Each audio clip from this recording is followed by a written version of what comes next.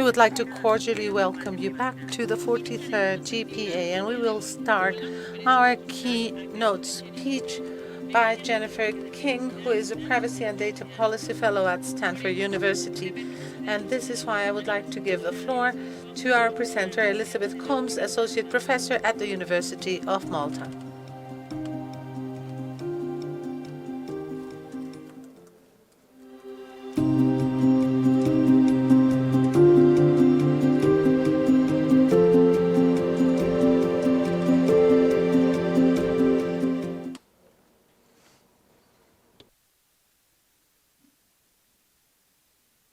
The keynote address, the first of the conference, is Technological Evolution, Human Intervention in Mass Data Processing, and we have an extremely well-qualified person to speak to this, Dr. Jennifer King.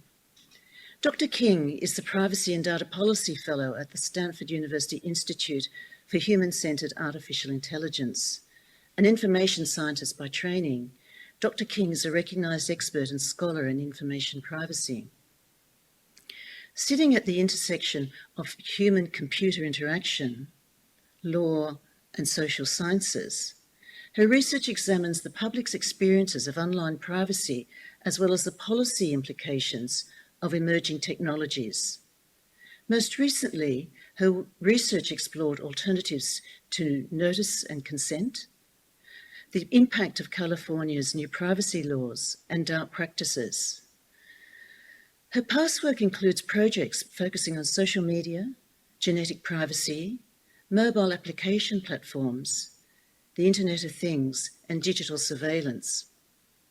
Her scholarship has been recognised for its impact on policymaking by the Future of Privacy Forum and has been an invited speaker before the Federal Trade Commission and has also featured in numerous publications and media outlets.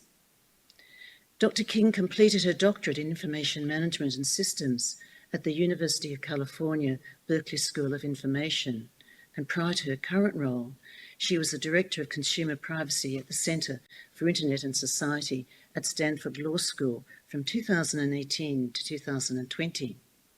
And before coming to Stanford, she was a co-director of the Center for Technology, Society, and Policy. She has been a member of the California State Advisory Board on Mobile Privacy Policies and the Californian State RFID Advisory Board. Her master's degree in Information Management and Systems was obtained from the University of California, Berkeley School of Information.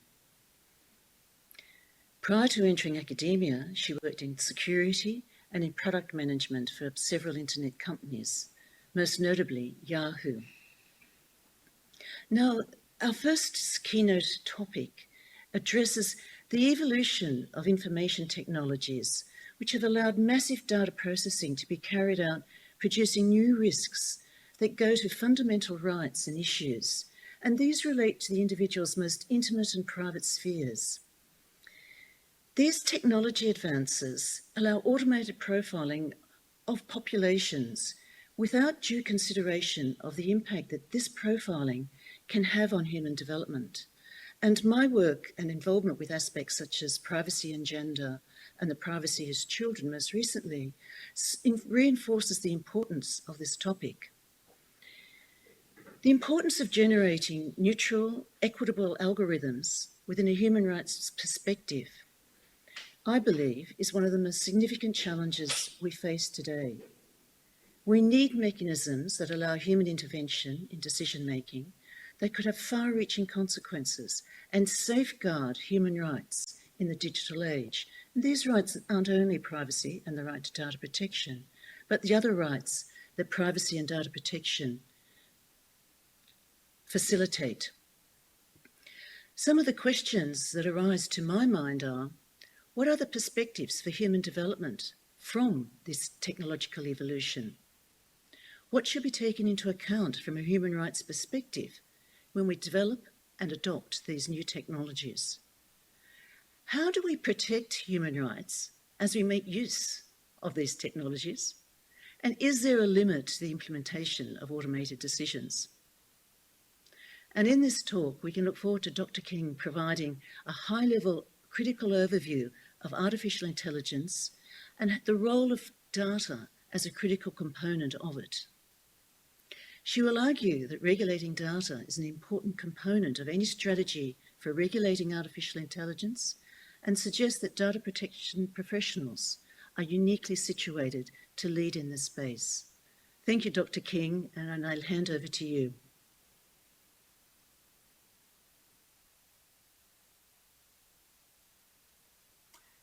Thank you, Dr. Coombs. I appreciate the introduction. Again, I am Dr. Jennifer King. I'm with the Stanford Institute for Human-Centered Artificial Intelligence, and I am going to talk to you today about artificial intelligence and data protection. Next slide, please. So please allow me to start by thanking all of you for having me here today. I really appreciate the opportunity to address such an impressive international group of data protection professionals. It is really an honor. Let me also say that I appreciate the irony in having an American lead a talk at a data protection conference. While I do at least live and work in the US state that led the rest of our country in passing 2 separate data protection laws, federal level legislation here in the US continues to be elusive, though many of us do remain optimistic that we will see legislation someday. So I was asked today to talk to you all about artificial intelligence and how we as privacy experts and data protection professionals should approach the question of how to regulate it. The question of how to regulate AI is one that we are all struggling with today. It is a really complex topic with no easy answers. If we allow AI to become part of our world, how do we ensure that it is implemented fairly, equitably, and does no harm? And of course, how do we also protect our data privacy in the process? In this talk, I'll begin with an overview of artificial intelligence, discuss the difference between algorithms and data, and then suggest an important way that we can regulate AI, or suggest that an important way that we can regulate AI is through the data that feeds it. What I will share with you today are some of my thoughts about how to approach these issues from my perspective as an information scientist and as a privacy researcher. Next, please. So first, I'm going to start with a high-level discussion of what we mean when we talk about artificial intelligence. Next. Next slide. Thanks. So first, what do we mean when we talk about artificial intelligence? For consumers, this can mean a lot of different things. Devices like Alexa or Google Home. Click, please. Smart robots, are the types of kind of fun consumer products that we're seeing released today that use AI. Next, please. Facial recognition technologies, something we're seeing become more pervasive. Click, please. And finally, self-driving cars. Now, there are many more examples than this, but these are some of the more obvious things that people think of in the marketplace today when we think of AI. Next. So at the core of AI is this idea that we can build machines, we can build them to help us achieve our objectives. So this idea was developed initially by 2 mathematicians who convened one of the first gatherings to discuss the possibility of AI back in 1956. Every aspect of learning or any other feature of intelligence can in principle be so precisely described that a machine can be made to simulate it. An attempt will be made to find how to make machines use language, form abstractions and concepts, solve kinds of problems now reserved for humans, and improve themselves. This is the definition that they came up with back in 1956. I find this definition notable for its confidence that we can so precisely define all aspects of learning that we can program machines to solve them.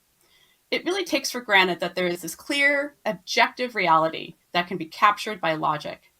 Yet one of the things that we are learning about through AI today is that while these systems can arrive at conclusions that may be logical, they may also entirely lack common sense, the type of human-level common sense that we all take for granted. And what we're finding is that, in particular, is very difficult to replicate. Next, please. So what do we mean by intelligence when we talk about artificial intelligence?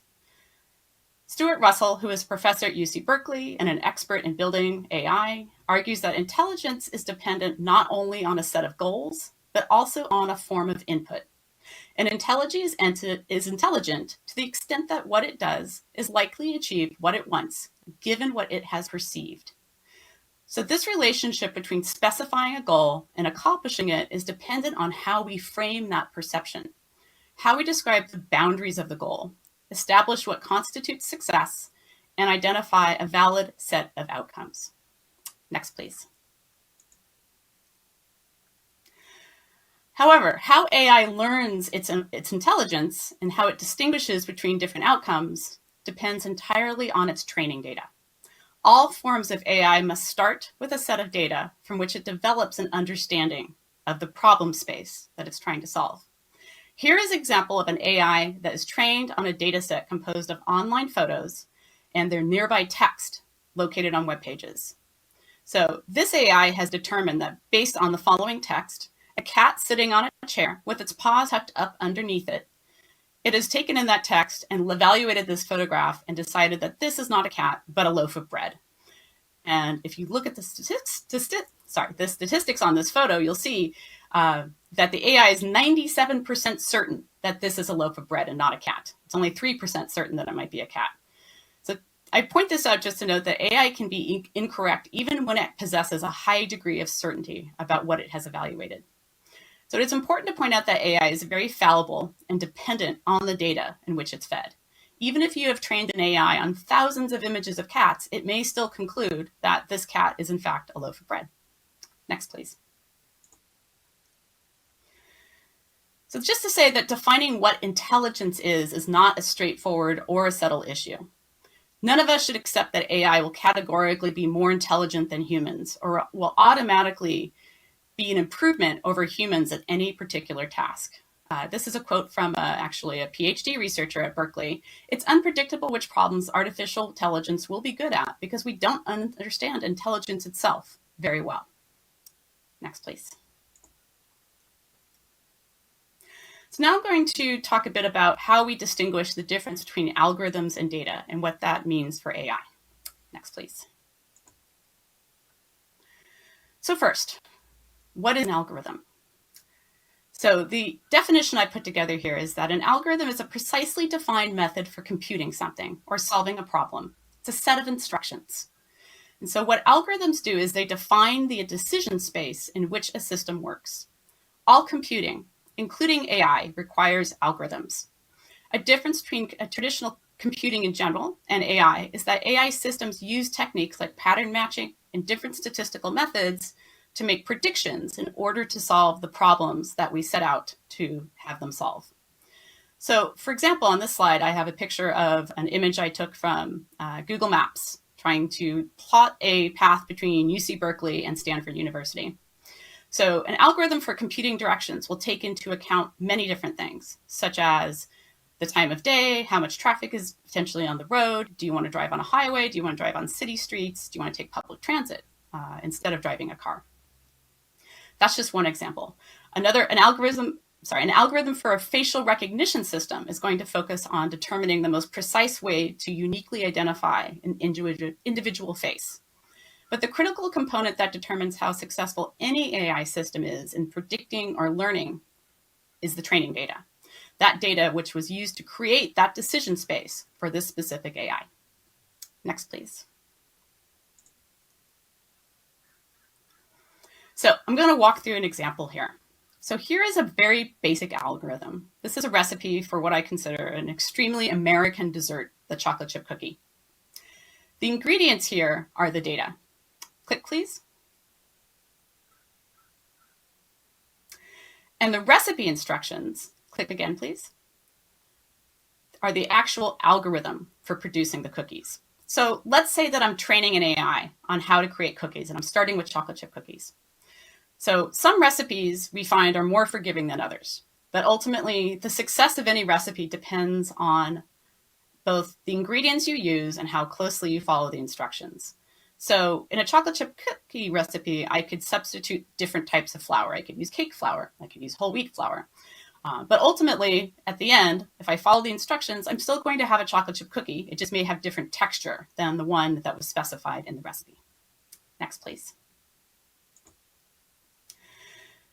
However, if you change the ingredients, you're going to end up with a different cookie. So here are the same instructions, but different ingredients, different data.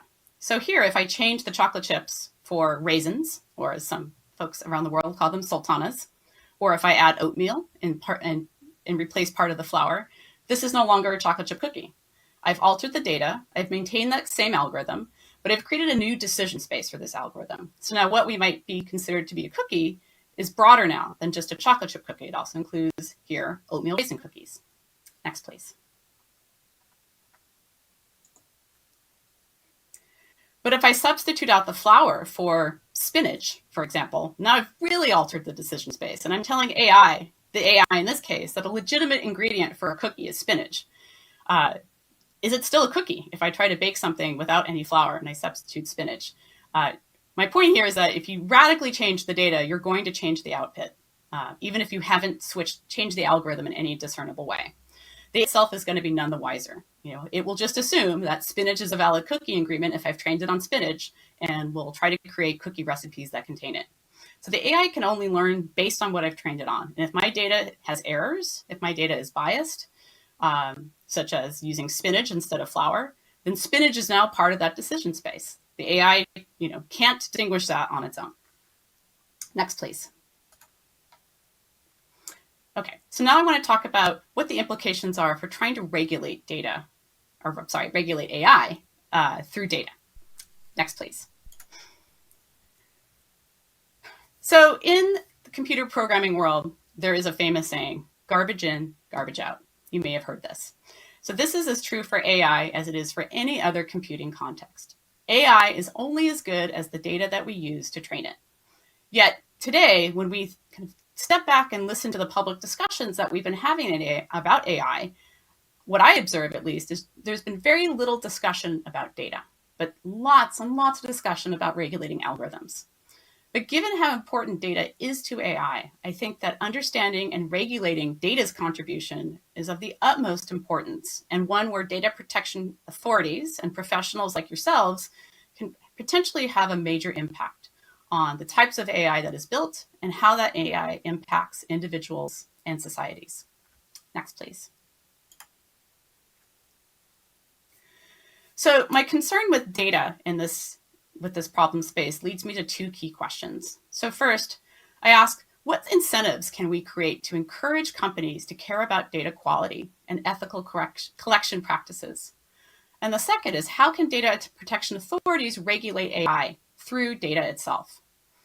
And I want to point out that I want to talk about both incentives and regulations, because I think it's important for us to discuss what practices we would like to see adopted, and also consider what aspects of these problems could be addressed through strategies that don't focus exclusively on regulation.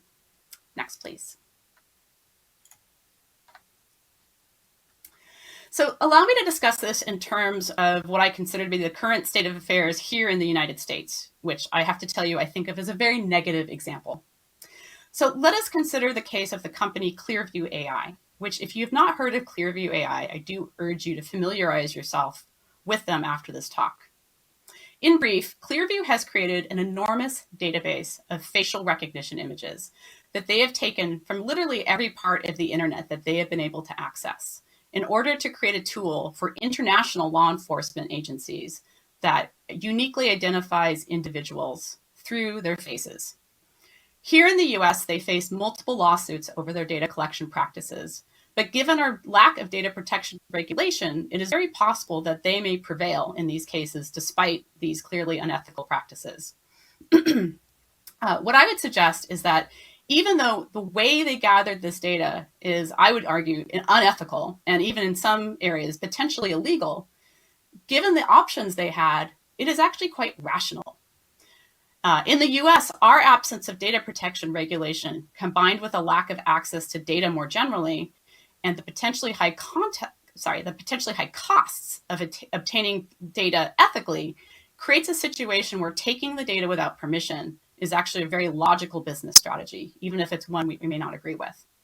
So the question I have is not just how we prohibit potential uses of AI, but how do we disincentivize data practices like these?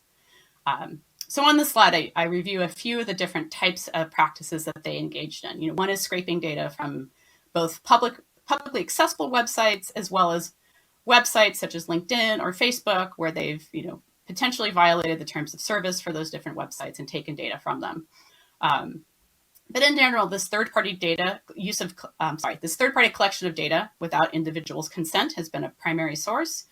And we also see just this infinite reuse of data outside of the original context in which it was gathered. And so again, I think for a lot of companies, these are actually somewhat rational actions in the marketplace today, given the fact that a lot of data is tied up in what I'm calling data monopolies. And that in that instance, what I mean is data held by large platforms, and that the cost of trying to acquire data legitimately could be quite high. Next, please.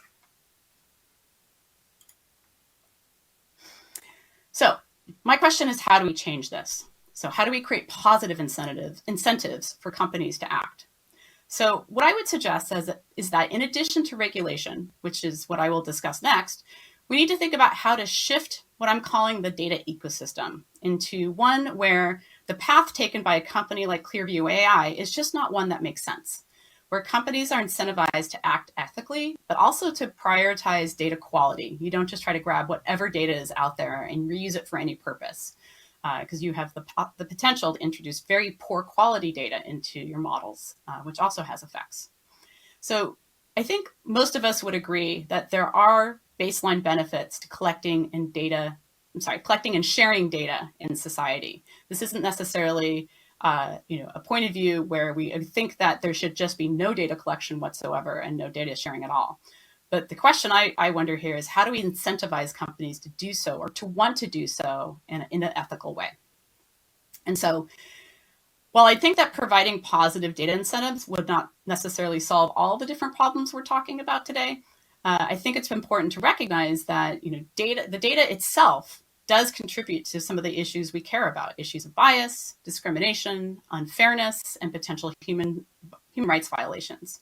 And so here's a few of the ideas that I have been considering in this space. So one is rethinking data infrastructures and standards to support more control over data. And I'll discuss that in a little bit more depth in a few more slides. But this is really rethinking the entire data ecosystem and how we collect data, how we manage it, and who gets to hold it. Another point is, I think it's really important we think about how to shift cultures, especially at large tech companies, where there has never been either a regulation or even a kind of need to think about issues like safety. A lot of the big companies that are dabbling in AI today, or even driving it, are companies that have emerged from the consumer internet space, where the barriers to entry were low, and there weren't any real standards around what types of technology they had to create. So now we have these same companies that don't have kind of historic cultures of safety and testing involved with creating AI. And I think that is a potential real concern for all of us. Another question I raise here is just how we can incentivize the use of different emergent methods and tools, especially within the AI space, to address issues of data quality and data provenance. And so just very briefly, these are some of the ideas that are kind of emergent today are things like data sheets, model cards. These are all different ways of trying to describe data and data sets and add a level of assurance that the data within these large data sets is actually ethically gathered, that you know where it came from, and that potentially you've gotten the consent for the data that's included. Next, please. Okay, so shifting away from incentives and thinking about regulation for a few minutes. In terms of regulation, I think we need to think about the ways that as data protection professionals, we can influence AI through data rights. And the first kind of area I want to focus on are data rights for individuals. So obviously some countries are much farther ahead than others on this issue. And I am obviously in one of the countries that's fairly far behind. So for countries like us in the US who still don't have omnibus data protection regulations, or for those that have the room to potentially consider new approaches, here are a few suggestions that I have. So even though I'm not traditionally a big fan of the fair information practice principles as a way of regulating the data space, I do think some of those canonical principles here are very useful. Questions of consent, of purpose specification, and the ability to correct and delete data.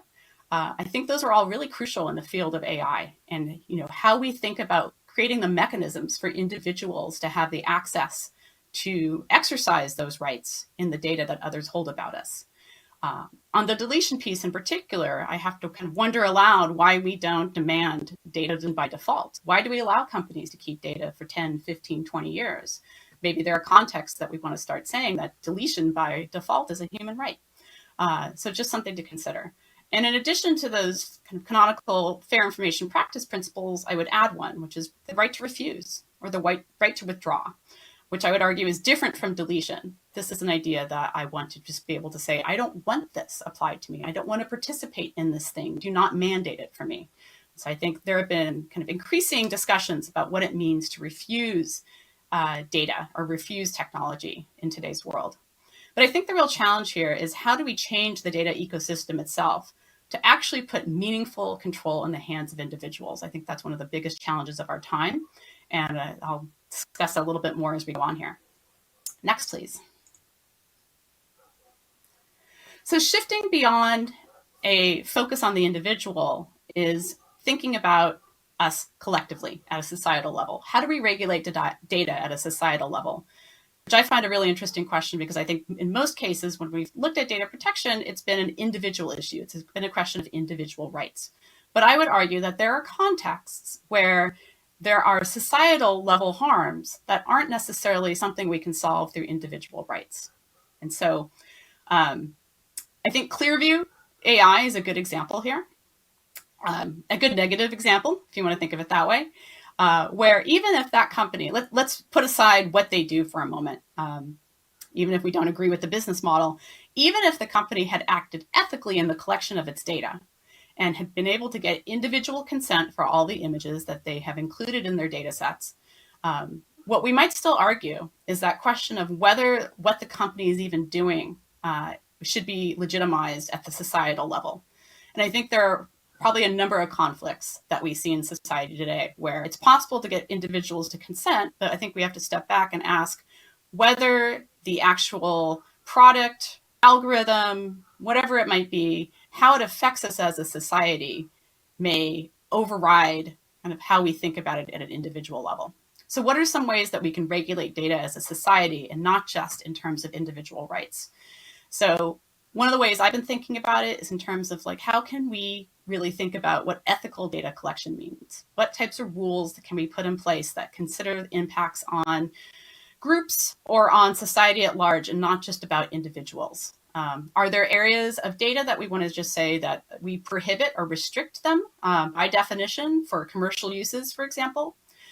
Another piece I think is a really interesting one is thinking through how we might invest in the public sector for different types of data that could be used for non-commercial uses and potentially commercial ones as well. This is an area that I've been delving into recently here in the US in terms of thinking about how we might open up some of the data that we hold at the government level for use by academic researchers. And so one of the things that we see is that this inability to access data, to just want to mine the public sphere for as much data as possible, is something that doesn't just affect commercial enterprises, it also affects researchers as well and nonprofits, because it's really expensive and hard to get your hands on data for the purposes you might want to use it for. And so I think the challenge here is just trying to recognize that there are problems with data that just doubling down on individual rights doesn't necessarily solve. Next, please. Okay, so finally, data governance and oversight. So how do we turn the data ecosystem on its head and kind of create the infrastructures that allow us to, and what I would argue is to force big platforms to potentially divest their data? How do we create new models for data governance that really prioritize both the individual and societal and takes it out of the hands of the commercial? Or at least rebalance that relationship. Today, the relationship between individuals and companies is very much skewed in favor of the big companies. And what I would like to see is a rebalancing of it so that individuals actually have meaningful control over their data. But I don't see that happening in a world where individuals are forced to make many, many individual decisions about their data. I see instead one where if we delegate the kind of holding and management of data to third parties, trusted third parties like data intermediaries, that could be one way that we essentially force some companies at some level to divest their ownership or their management of data in a way that individuals have more of an active voice and control over what it's being used for and how it's being managed. And in fact, in questions right now of data monopolies and monopolies potentially by the big tech platforms, I think one of the things we really don't talk about, we talk about breaking the companies up potentially. But even if we break some of these companies up, it really doesn't change the problems that we have with the data. And so divestiture, thinking through how do we actually remove the data out of their their singular control and think about how we put it back into the hands of individuals or collectives or groups, I think is a really interesting question. And again, those questions of data provenance, like creating an ecosystem that allows you to actually be able to assert where you got data from, whether it was collected ethically. Do you have permission to reuse it? Like, these are all, I think, really important parts of an infrastructure that we need that we don't currently have. And so finally, the question of data intermediaries. This is a project I've been working on over the last year with the World Economic Forum. We will have a white paper coming out on that topic soon in terms of trying to describe the different types of intermediaries that we think could fill this space on an international level. I think the biggest challenge here, though, is that this is a world where we would need new legal constructs and potentially new technical standards. And these things obviously are difficult to develop and in many ways requires many actors acting in good faith. And so I do have concerns that some of the technical standards bodies that we have today that govern the internet may not be fit for purpose or may have a real challenge in trying to think through what new technical standards we could develop to try to operationalize or realize some of these goals, because it represents such a major threat to rebalancing the balance of power between individuals and the companies that hold data today. Next slide, please. So to conclude, I just want to restate that algorithms are an important aspect of AI. We talk about them all the time, but that fundamentally AI is just not possible without data. And we should not assume that AI is an appropriate tool for all the problems we try to use it for. As we are already seeing, there are many instances where the data that company uses is just simply not adequate. And if we want to allow data to be used in our societies, we have to start with data that is actually fit for that purpose, because you can't make good AI from bad data. So in closing, I just want to note that these are all ideas that I have been considering over the last few months. I really welcome your feedback and your suggestions. On the slide, I've given my contact information, and I'd be very happy to hear from any of you about how to improve any of these proposals, as well as any other new ideas. Thank you very much. Thank you to my hosts. I really appreciate the opportunity, and I hope you all enjoy the conference. Take care.